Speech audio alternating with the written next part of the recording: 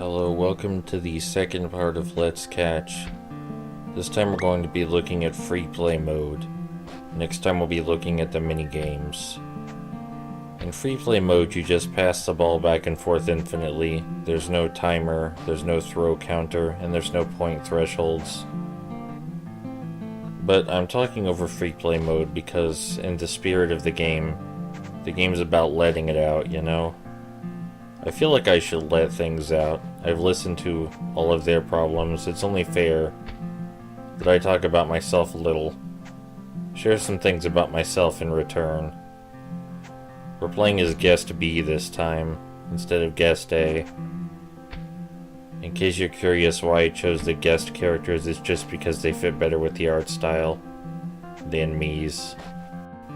I'm not sure where to start with this really, but I suppose you just say what's on your mind, right? That's what everyone else did when I was playing catch with them.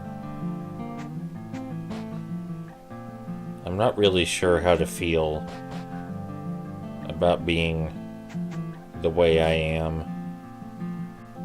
In many ways, I suppose I'm uncomfortable with being human. And in many ways, this game reminded me of things I dislike about being human. Humans aren't perfect, after all. Humans lie. Humans cheat. They yell. They fight. They get depressed. And not everything turns out happy in the end. Life has struggles. Life is mostly struggles. And as much as I care deeply about other people and seeing them succeed, when life isn't struggles for them, when they're happy and content, I do have to wonder what that's like. I wouldn't say I suffer from absolute anhedonia, but I can't say I'm happy. I don't think I could say I've ever felt happy either. I know what it's like to feel some pleasures. I have laughed. Laughter is a good coping mechanism. But all happiness I've had is fleeting. It's either come from brief laughter or intimacy or addiction. I've never had lasting happiness of any sort. As for contentment, I guess that's a little difficult to define. Things could certainly be worse in life. I have an understanding family. I have a channel where intelligent people watch me talk about video games I'm passionate about. I'm lucky to have those things, and I would be much worse off without them. But sometimes it just seems that I'm stuck with all the flaws of humanity without any of the upsides. I still experience so many negative emotions, so much anxiety, so many fears, so many fights, so much irrationality. And all that irrationality and pain makes the happiness more meaningful, so I'm told. But I've yet to have that happiness. So I'm stuck in a very strange place. An in-between, if you will. Many people have trouble empathizing with an individual who can't feel happy. Have trouble seeing other people who don't feel the same way as they do as humans. So because of my depression and because of other mental issues I have, there have been many people who don't see me as human, while I'm still stuck seeing myself as human. I would prefer to be in their position and not see myself as human, but unfortunately I have to. My depression has led to a lot of introspective thought, and I've put a lot of value into scientific thinking. I won't be egotistical enough to call myself a scientist. I do think the scientific method is the best method we have to evaluate things around us, and I do try to be honest, because I find the greatest value in honesty.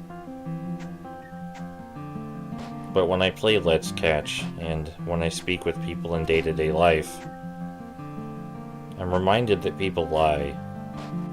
Lying is, unfortunately, a very human thing to do. It's one of our primary defense mechanisms, and every time I'm reminded of that, I sink a little deeper. There are a few things I dislike more than lies. And other people will certainly claim to dislike lies, but I find they only dislike lies until they find a truth that hurts them, and then lies seem a lot more appealing. I've hurt myself many, many times trying to speak with people who don't understand, who don't have the patience to, or time, or emotional energy to believe there are people out there who can't feel happy, and believe that there are some truths that just aren't pleasant. There are many people out there without the patience for such things. So eventually I just became a recluse, an introvert. And strangely enough, that's when things started to get better. After becoming a recluse, only speaking with individuals who seemed to understand me, a close circle of friends, and making videos about my passion, I found that I was speaking less and less to the people that hurt me, and more to people who understood my pain, even if they hadn't experienced it themselves. So at the end of the day, well, I still have to go to sleep knowing that there are many people in the world who would hurt me and want me gone for a lot of the things I am. I'm surrounded by people who would fight to keep me here. So even though I may never feel happy, even if I never know what it's like to not feel lonely, even though I feel alone, I know that I'm not. And even though feeling something and knowing it are very different, knowing that I'm not alone helps.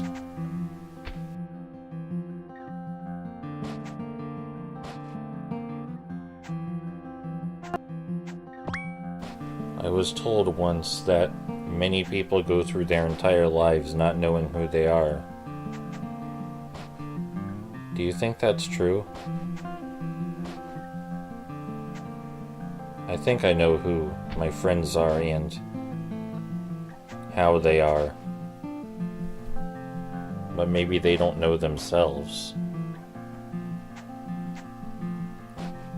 For the longest time, I thought the average person knew who they were, because I'm not in a position to know who I am. Having to share a single body with 6 other personalities, it makes it difficult. Which part of this is me? The others, they don't seem to have as much trouble. Some of them are much louder, much more passionate, and sure, we all get along. And everyone insists they know who I am. Maybe that should be enough. If most people don't know who they are, but their friends know who they are, maybe that's good enough for me too. Maybe I should stop worrying about who I am and just behave how I feel. But after I come to grips with the people who want to hurt me, When I accept that they won't hurt me and I'm surrounded by people who love me, and after I accept that I don't need to know who I am, as long as I behave the way I feel, there are always the things I've done in the past. There are scars I've given and scars I've gotten that won't go away. Things that can't necessarily be overcome, but must be coped with. I've hurt people. Not physically, of course, but sometimes physical pain is less painful than the mental pain. Before I knew what depression was, before I knew that I had a problem, the only thing I was sure of is that I was sad and worried all the time.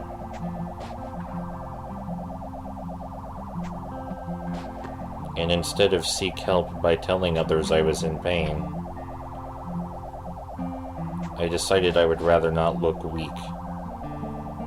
I was at a point in my life where admitting you were in pain, especially as a male, especially as a young adult to teenage male, was not a great idea. But I wish I had known what was going on sooner. Then maybe instead of lashing out in anger, I could have gotten help earlier, and I would have had this support network sooner. There are many people in life who get things they don't deserve, either positively or negatively. But because I value honesty so highly, and I speak to all my friends with honesty, I must deserve the things I have, even if I had done things I regret, because I'm always being me. But after all that is done, after the self-hatred is subsided, after you feel safe with those around you, after you feel you deserve the love you have, there are still your fears. Self-forgiveness, contentment, those things are nice to have. But when you have chronic anxiety, fear can rule your life. And there are some fears that can't be fixed. Many people have fears that I find interesting on a psychological level. My fear is simple, but in spite of its simplicity, I have such a hard time finding people who connect with my fear, especially those that understand me in other respects. My greatest fear is my own death, and there's no one that can solve that fear. As someone with a great deal of introspective capabilities, who places a lot of value in scientific thinking, I've already thought of everything that anyone could tell me to comfort me, to make me less afraid. But it doesn't work. There's no advice or opinion I haven't heard on the matter. And sadly, most of the people I trust most, some of the most intelligent people I ever known, it's their intelligence that makes them so accepting of their own deaths. But for me, there is no escape. Sometimes it feels the whole world is operating in a big cult, distracting themselves from the fact they have to go away someday. And not go away to a nice place, or even a bad place, but just die. Everything I am, everything I ever will be, it's stored in my mind. And when that goes, I'm gone. I end. my story ends, my perception ends, and I don't want to end. People have tried to psychoanalyze my fear. They've told me I'm not afraid of ending, that what I'm actually afraid of is losing all the things I've accumulated. But that isn't true. I just don't want my story to end. I know it sounds so simple, but it's something no one can talk out of me. It's something nobody can make go away. Because it's one of the only certain things in life. I recall the first time I thought about death as a child. I must have been 10 or a little younger. I woke up terrified and panicked,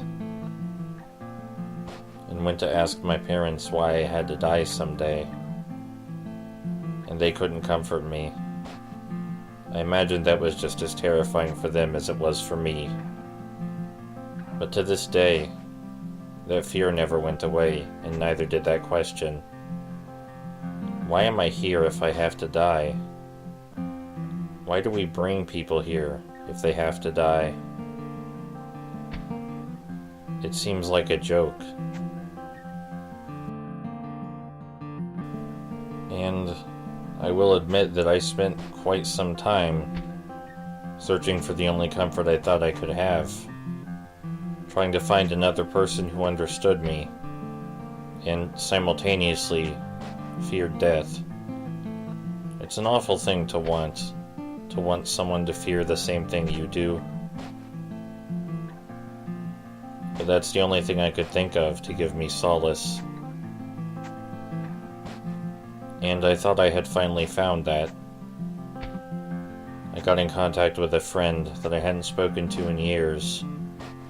Someone who was very passionate about life and wanted to defeat death.